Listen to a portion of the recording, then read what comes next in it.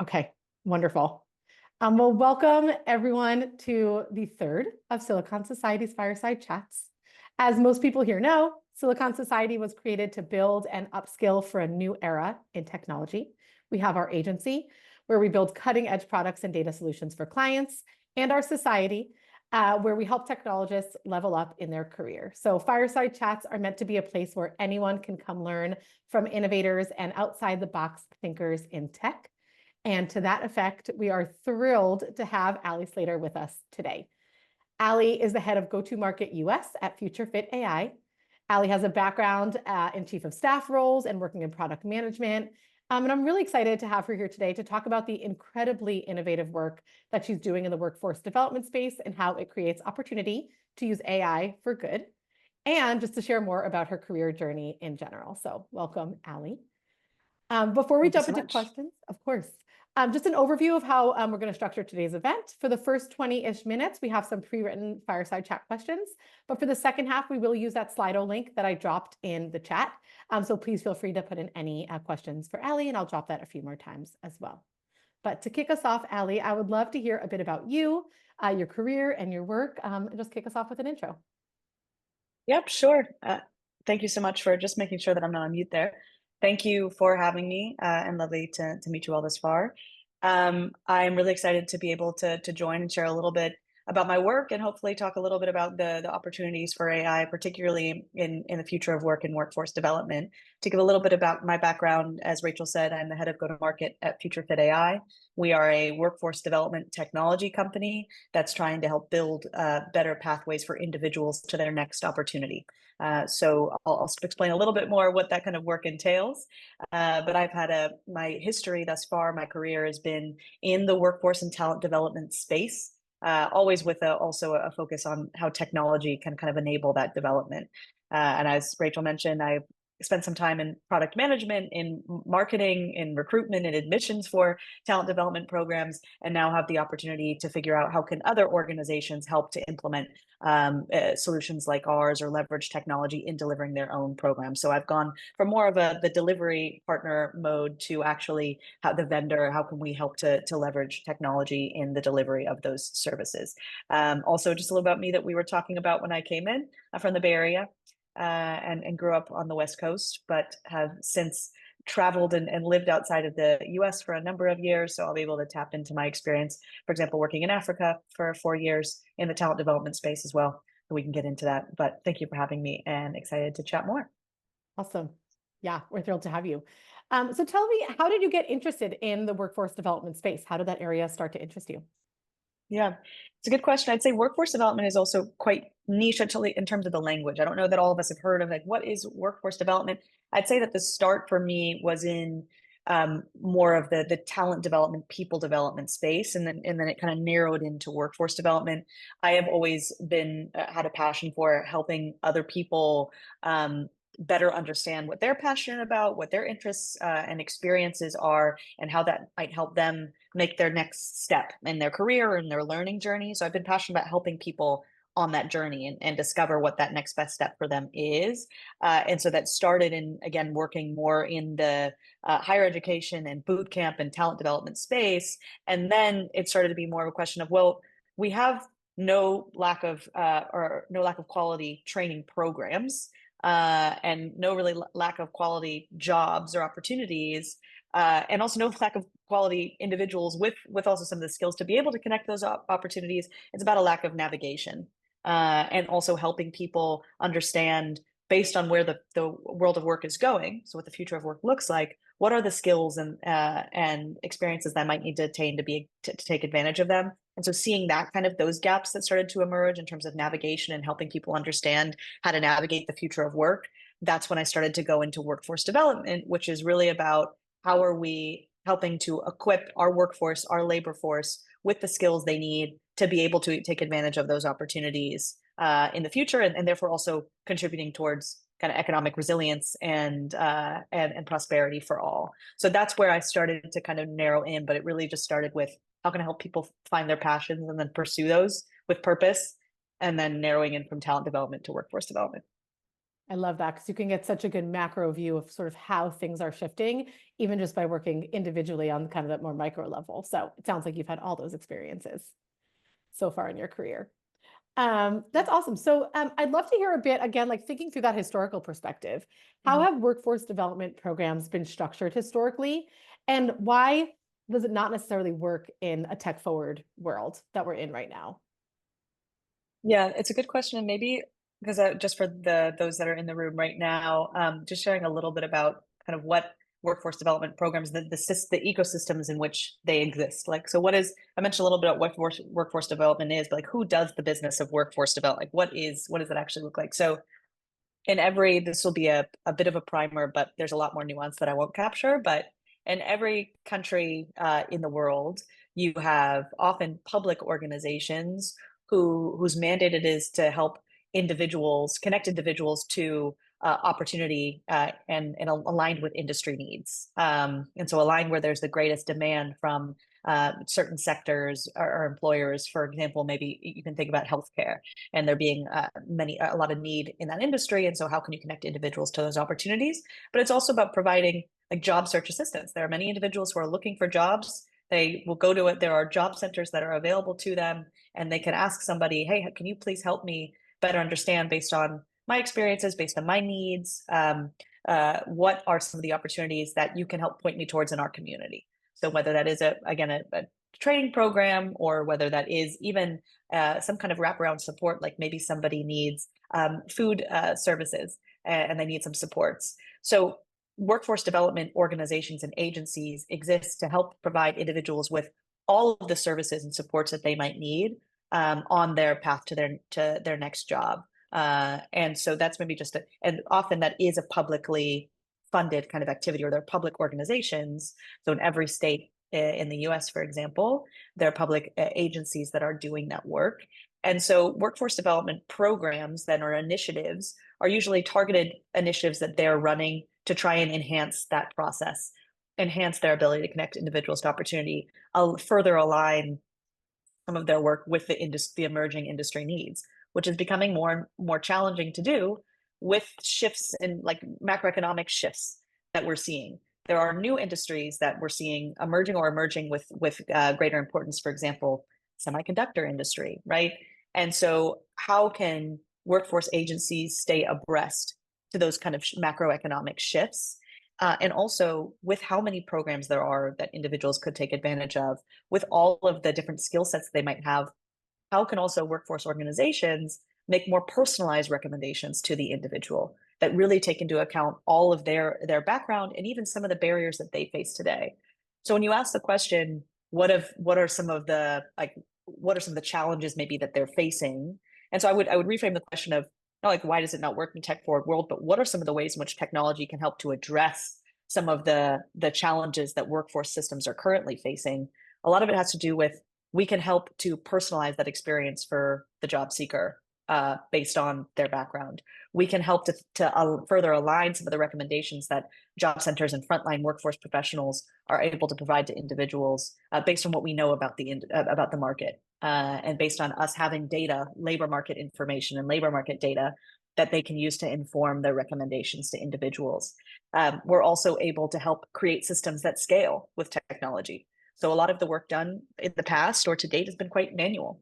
Somebody would walk in and they're filling out forms and they're interacting with somebody one-on-one, which is incredibly important human experience. But there's some of that administrative burden that we can very likely minimize or streamline so that they can get back to doing more of the work that needs that human quality and that extra touch.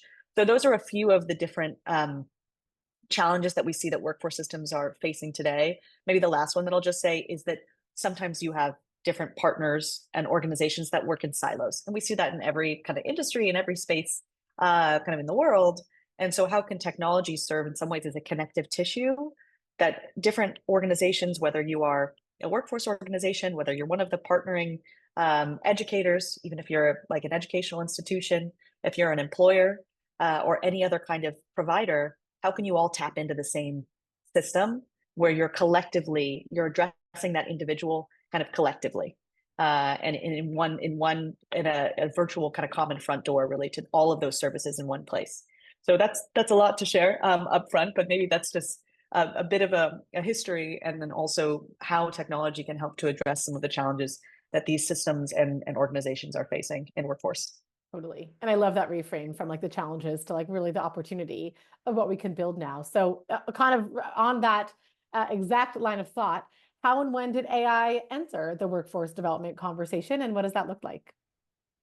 So it entered, I'd say in our case at least, FutureFit, the word AI, or the acronym AI, has been in our name since we were founded, and that's years ago. That's before we had the kind of the Gen AI boom and Chat GPTs.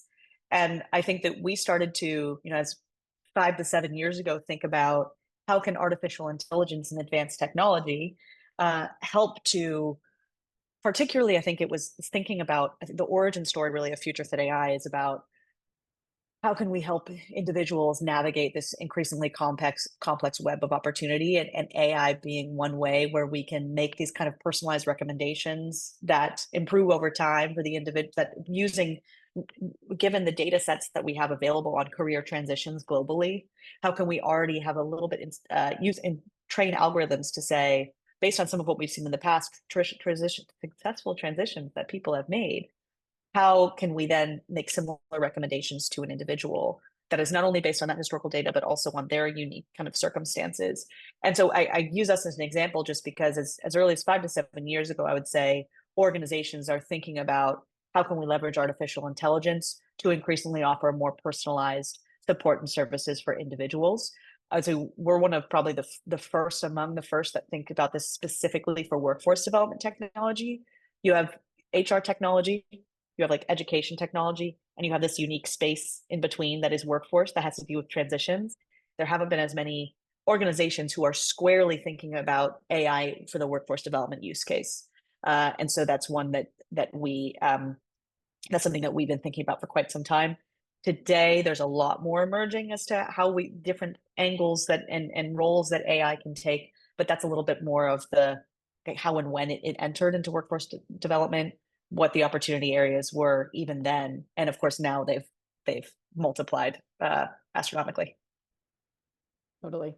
No, that's really, that is an interesting. I wouldn't have thought of like kind of that transition moment as the one that you guys focus on. And so I'm in the spirit of just like geeking out in cool applications of technology and cool ways to solve problems. I'd love to hear specifically around FutureFit AI's approach to using AI to create pathways, but really any initiative or collaboration that you're particularly excited about that you can share with us today.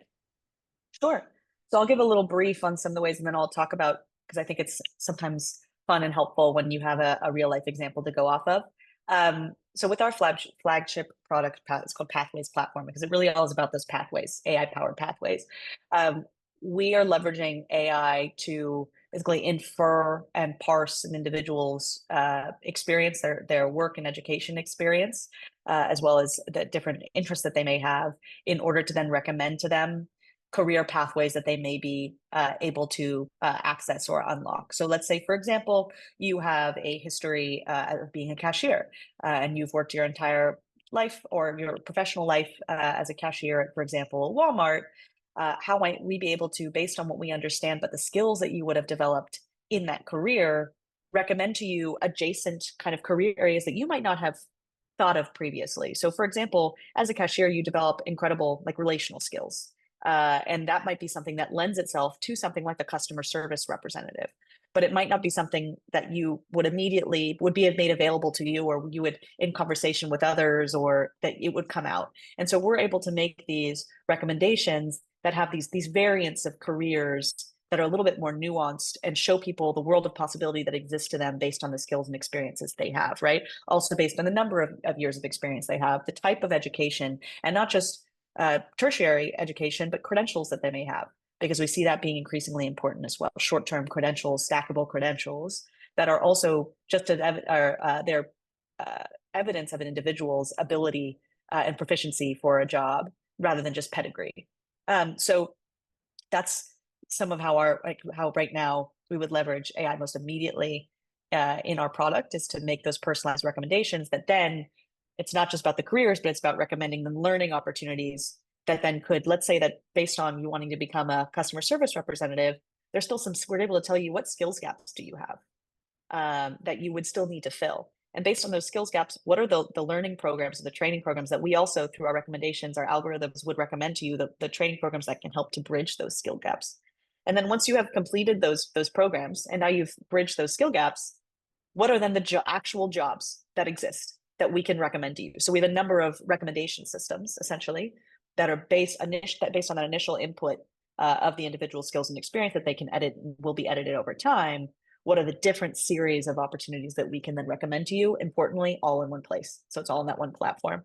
But then increasingly, and then I'll pause up to here, we also are leveraging generative AI as well in being able to help an individual with all the things that they might need as they're going about that job searching process. So helping them to generate their own resume and career counseling and coaching as they're going through that process. Those are areas where generative AI can really come into play as well. So I'll pause there for a second and see if there's any follow-up to that before I share a little bit about one use case I'm excited about. Awesome. No, that was great. And I love the whole idea of stackable credentials. I wrote down that phrase. I feel like as I live in this space as well, and I talk about credentialing, but the idea of like stackable, that was mind blowing. I loved that. No, I'd love to hear about a specific example kind of related to that. Sure. So yeah, one thing I'm actually really excited about a program that we are running as part of an initiative that the government in Colorado is funding. It's an initiative called Opportunity Now. The government of Colorado is investing in bringing together educators on the one hand and industry leaders or employers on the other to say, how can how can you work together? Think about what would be some training programs that, like, upon completion, you would essentially be able to most immediately funnel those individuals into opportunities. Like, what would be what are the kind of programs that we can develop that are aligned to actually employer needs in such a way that somebody completes that program and there's some kind of commitment from the employer, or it actually meets their needs from a skills perspective and from a hiring perspective. And so we are part of an initiative with one of the nation's largest nonprofit healthcare systems called Intermountain Health. And Intermountain Health is wanting to build these pathways into their entry level, some of their entry level roles where they're facing the greatest talent shortages. So, for example, a certified nursing assistant, a medical assistant. These are some of the roles that they're having trouble filling, or they just have so much demand for them that they need greater supply. And so we're working with them and working with training providers as well in Colorado to leverage our platform as this virtual front door, and then this kind of ecosystem where an individual could access and be directed to the different career areas that Intermountain Health has identified as being particularly important to them right now. Individual would be directed towards those based on their skills and experiences, and then also they would be able to apply directly to Intermountain Health jobs through our platform. And importantly, we're also supporting individuals that do not have a high school degree and that might be further from the labor market, and so would be looking for support to get into these entry-level jobs. What I'm particularly excited about is we're not just thinking about, we are thinking about, but not just thinking about that entry-level role. We're thinking about the full career. So what does it look like for the pathway? What does it look like for somebody who enters in this initial role to, like, what does that next role look for them? That's higher, that there's even more higher paying. And so we're working with Intermountain Health to actually design those pathways that an individual would be able to access and unlock over time. So I'm particularly excited about that use case. And it's also showing how you can leverage technology, but also through these collaborative partnerships, you can lower barriers to entry for individuals who might not otherwise be able to take advantage of these kind of opportunities. And so that's one that I'm particularly excited about, is launching actually today. And there's also an element of it that I'm excited about, which is around work-based learning. I don't know if that's a phrase that's familiar here, but essentially more employers are thinking about or running programs where individuals are paid upfront to engage in essentially on-the-job training. And that's an element of this program as well. I love that. And congrats on the launch today. That's really exciting. I do find so many of these, even credentialing programs, there's a lot of focus on that first role, but not necessarily on subsequent roles or career pathing. So a focus on that pathways, I imagine, is something that could be a model for something like this in the future. Okay, so to pivot a bit away from AI and workforce development for a moment, I know we did have some interest in kind of your career path going, kind of the varying companies that you worked for, and then chief of staff roles, which are like really interesting to engineers and non-engineers alike. So I'd love to ask a couple questions around your career path. And to start, I'd love to learn a bit more about your career from ed tech to chief of staff and now go to market. How did you kind of connect those dots? Yeah, I would say, and I was going to say, I don't know if did I connect them or they just, I would say that for me, I have always been interested in opportunities where I'm able to play a number of roles at once. So I do enjoy wearing many hats. And chief of staff, I always was compelled towards that kind of role because you're pushed into so many different areas that you might not otherwise be able to access because of kind of lines or silos between departments, but also because of maybe hierarchical kind of considerations. And so chief of staff has always compelled me because I'm able to step into environments that I think I otherwise would not be able to. And then in connecting the dots, yeah, I think for me, my career decisions have not been so much a product of or a function of role so much as people. So every organization that I've gone to, that I've joined, has really been about, is there kind of some kind of leadership there or individuals, and leadership being kind of a verb and not a noun, but are there leaders that I see there, that I feel like I just like as people and feel like I can learn from and have some kind of some values alignment. And that's ultimately what has driven me toward one organization or the next or the other. Um, and then from here, from ed tech to workforce development, I talked a little bit of that kind of narrowing from chief of staff now to go to market. I think I'm seeing how there are things that I have learned in being on the more of the provider side of what it is like to actually create kind of programs and experience for individuals who are undergoing a career transition. And I think that can be leveraged in how we, so as in my go to role and go to market, I'm working with our customers on how to implement our technology in their ecosystem and their environment with their partners and their people and their job seekers. And so I think having that contextual experience on their side helps me in helping to implement our technology and thinking about it, how it can best serve them.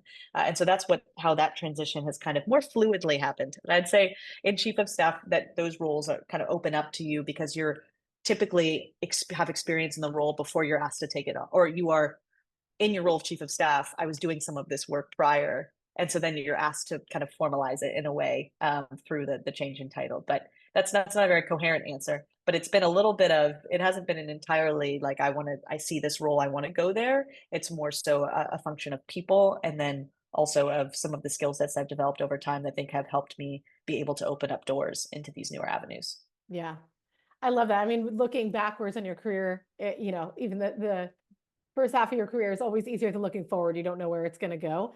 But I think to your point, like following leaders as a verb, not a noun, that can really kind of help you grow and are building something that you believe in is a really nice kind of guiding light, for folks. I'd love your perspective on like what makes a good chief of staff.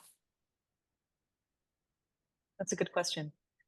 I think a good chief of staff is someone who, I think you have to be able to hold a lot in your head at one time. So it's somebody who likes kind of the constant ebb and flow of the everyday. No day looks the same. And so it would be somebody who I think first and foremost just enjoys that.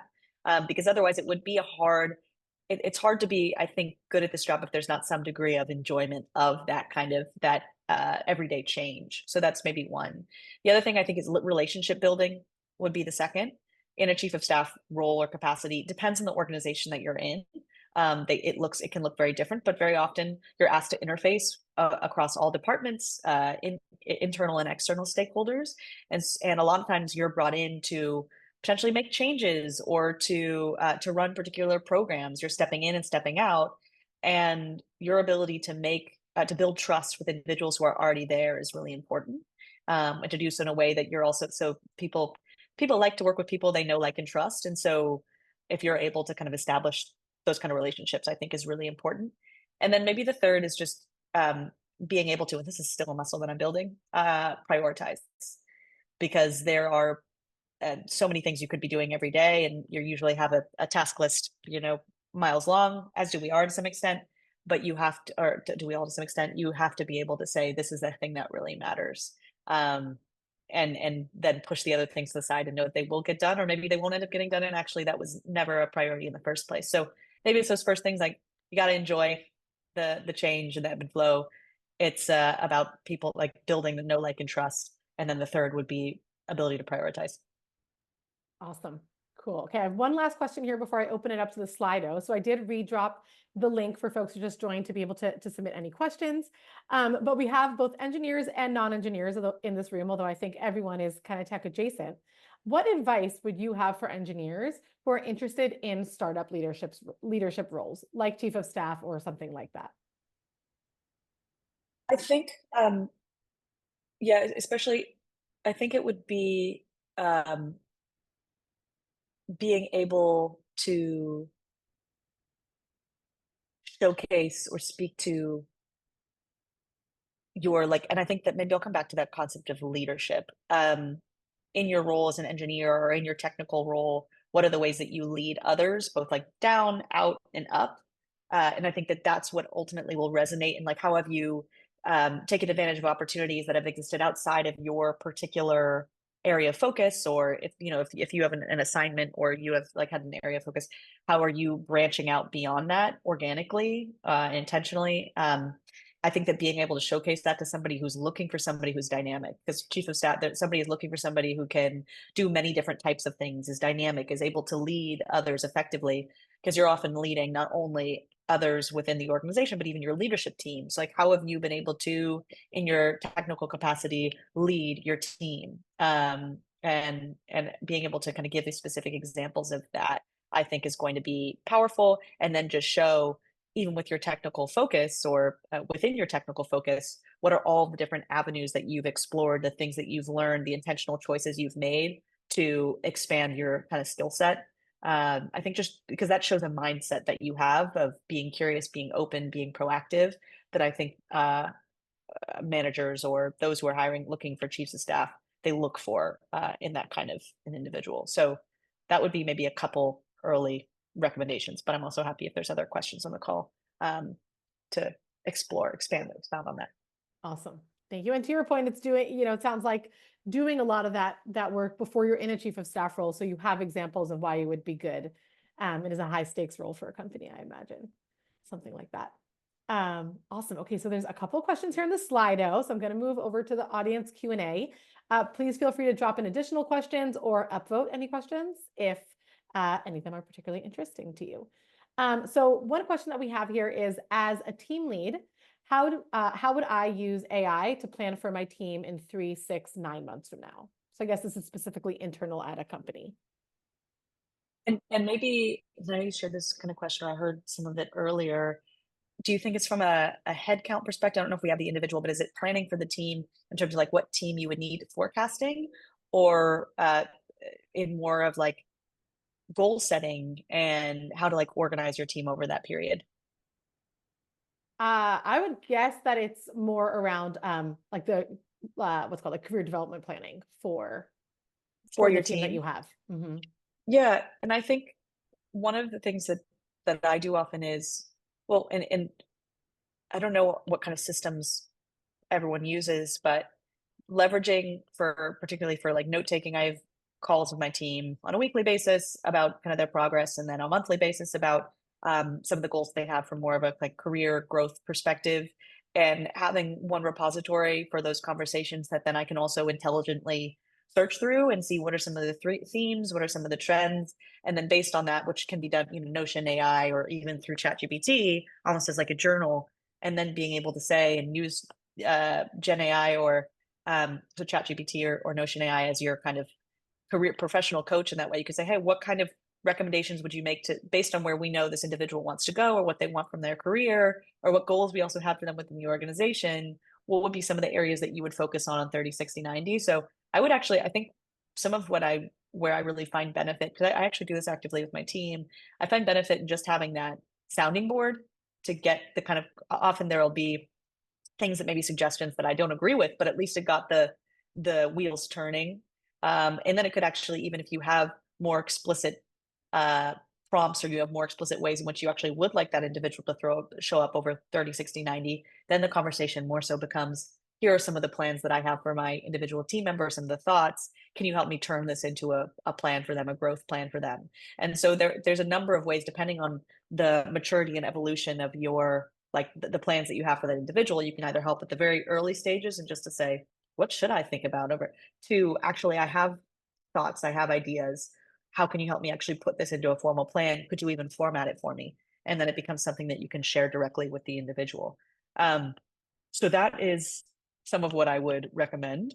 And then that just goes to show also, just to like a follow on, to take that a little bit further, like that's how I currently use AI, and a lot of my team members use AI in our day-to-day workflows, is that kind of that thought partnership and that bouncing ideas back.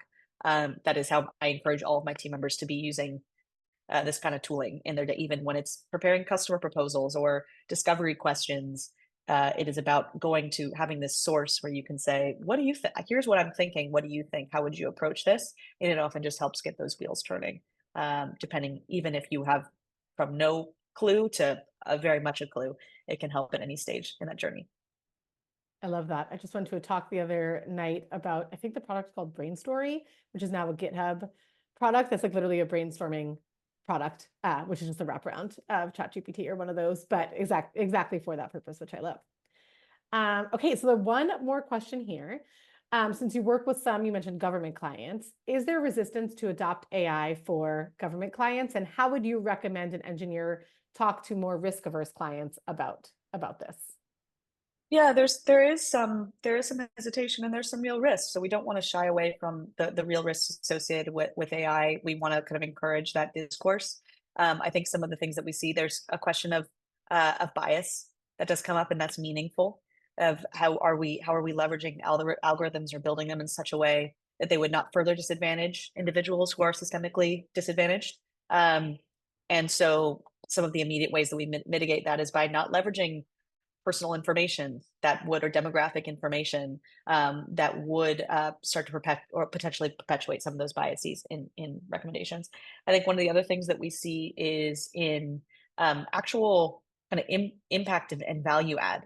So where does actually how do we demonstrate the actual return on investment of introducing systems or advanced technology or AI? And so being able to demonstrate to our partners, here's actually the immediate value, and not always just dollars and cents. It's also about time saved. There are different kind of factors that we could raise there. But that leads to another one, which is there's a lot of fear around replacement of jobs, or of rendering any kind of staff obsolete. And we want to make it clear that we think that AI can help augment and not replace kind of the day-to-day of staff. So we believe that AI can help to, particularly in our line of work, it can help to streamline workflows. So it's about workflow optimization to free up time for those activities that need to be more human and one-on-one. There's a reality that organizations are often resource strapped, and so AI is able to come and help to alleviate some of those stressors. But so that is one of the big ones that we see as well. Is, my people don't want that. My people don't want this. They don't want to learn another new system, or they aren't ready to learn a new technology, or they're scared of being replaced and don't understand it. And so part of the work is in helping to show the opportunity, not just for the organization, but for the individuals, the staff member. I think there's a reality also that we know there are going to be new jobs created, and there are going to be new skills that are demanded. So how we can help to educate around that, I think, to just help to assuage some of that fear is important, while also, again, acknowledging the risks that are associated with it.